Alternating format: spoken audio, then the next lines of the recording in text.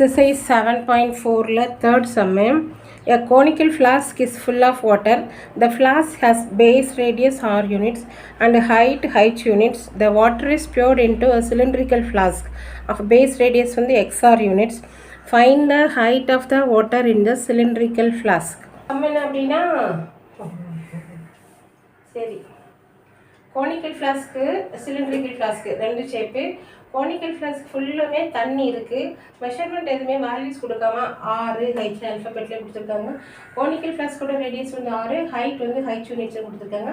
Cylindrical ஃப்ளாஸ்கோட radius வந்து XOR units.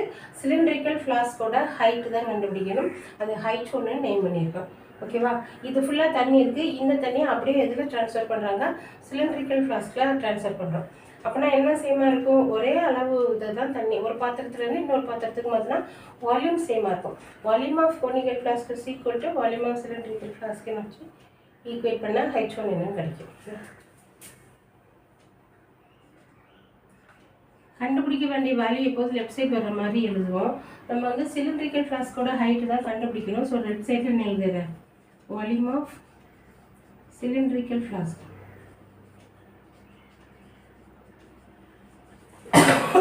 equal to volume of conical flask.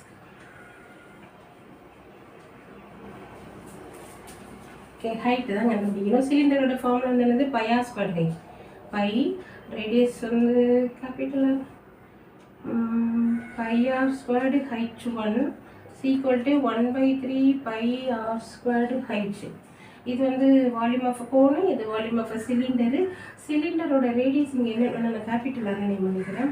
இந்த radius வந்து என்ன நேம் பண்ணியிருக்காங்க? எக்ஸ்ஆர்னு சொல்லியிருக்காங்க. So pi into XR the whole square into H1 is equal to 1/3 by R square into H. இந்த பையும் cancel ஆகிடும். இப்போ X squared R squared H1 is equal to 1/3 R squared H. Again இந்த R squared cancel ஆகிடும். நம்ம கண்டுபிடிக்க வேண்டிய value H1 தான். அதில் லெஃப்ட் சைடு இதை இந்த சைட் கொண்டு வந்தோம் அப்படின்னா H1 is equal to H/3x².